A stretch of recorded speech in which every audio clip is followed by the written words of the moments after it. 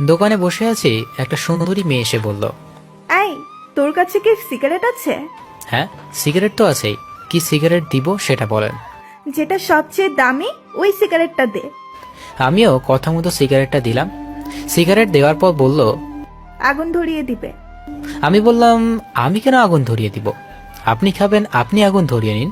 তখন মেয়েটি বলল, তুই দোকানে নতুন নাকি? আগে তো একটা বয়স্ক লোক থাকতো। আমি নতুন হই আর পুরাতন তাতে আপনার কি? আর আমার সিগারেটের দাম দেন। তুই আবার আমার কাছে সিগারেটের টাকাও চাস? তুই আমাকে চিনিস? আমি হলাম মাফিয়া কুইন। আমার কথা এলাকার সব মানুষ পরিষ্কার পানি গুলা করে খায়, আর তুই আমার কাছে টাকা চাস? তোর তো অবস্থা খুব খারাপ হবে।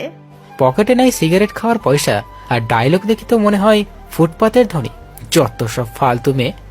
এটা বলার সাথে সাথে মেয়েটি আমাকে ঠাস করে একটা থাপ্পড় মেরে, আমাকে থাপ্পড় মারায় আমি দুই গালে দুইটা বসিয়ে দিই, আর মেয়েটি চিৎকার দিয়ে ওঠে। তখনই দোকানের বাইরে থাকা ছেলেগুলো এসে বলে, আপু কি হয়েছে? এই ছেলেটা আমার সাথে বেয়াদবি করেছে, একে কিছু শিক্ষা দেওয়া লাগবে।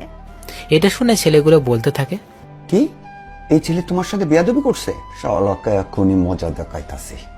এটা বলে যখনই ছেলেগুলো আমাকে ধরতে আসবে তখনই বাবা এসে বলল, কি হয়েছে? তোমার ছেলে আমার সাথে বেয়াদবি করেছে, আর এর জন্য আমি তোমার ছেলেকে শাস্তি দিব।